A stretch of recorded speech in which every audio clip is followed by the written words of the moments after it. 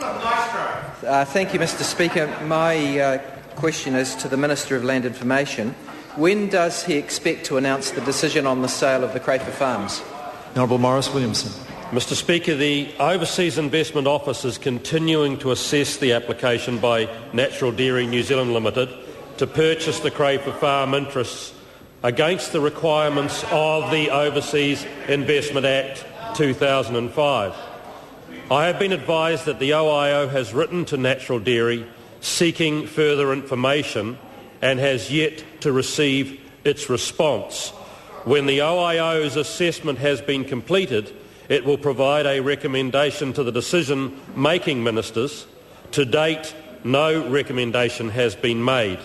Mr Speaker, I have further been advised that the application is extremely complex and the OIO cannot be specific as to when ministers can expect its recommendation. The Honourable David Parker. Without commenting about the specifics of the Crafar Farm application, I understand that would be difficult for the Minister, does he think New Zealand farm owners should be able to sell their farms to the highest bidder, irrespective of whether that bidder is from New Zealand or overseas? The Honourable Maurice Williamson. Mr Speaker, it's a very difficult question to answer because I think every case has to be treated on its merits, and that's why we have an Overseas Investment Office. That's why every one of the applications is processed and why finally ministers make a decision based on those merits. The Honourable David Parker. Does the Minister believe that opposition by New Zealanders to overseas ownership of farmland is substantially caused by prejudice about the ethnicity of buyers, or has the Prime Minister changed the Minister's mind? Point of order, the Honourable Chris Finlayson. The question is very narrow, relates to a decision on the sale of Crafar Farms, and now we're venturing far and wide into general policy issues about overseas investment.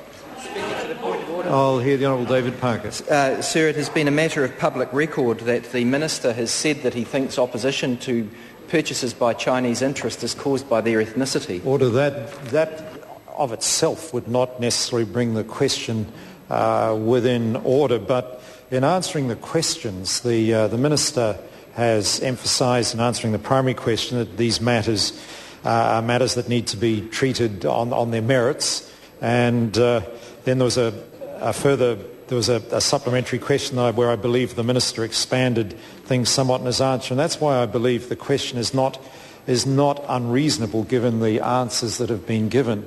So I invite the Honourable David Parker to repeat his question, but be mindful to try and keep it within the scope of the primary question. I'll repeat it word for word, sir. Does he believe that opposition by New Zealanders to overseas ownership of farmland is substantially caused by prejudice about the ethnicity of buyers, or has the Prime Minister changed the Minister's mind? The Honourable Maurice Williamson. Mr Speaker, no. The Honourable David Parker. Again, without commenting on the specifics of the Crafar Farm applications, what outcomes for New Zealand other than economic matters does he think are relevant to decisions to allow or reject applications for foreign investment in New Zealand land? The Honourable Maurice Williamson. Mr Speaker, the criteria are very clearly set out in the Overseas Investment Act of 2005.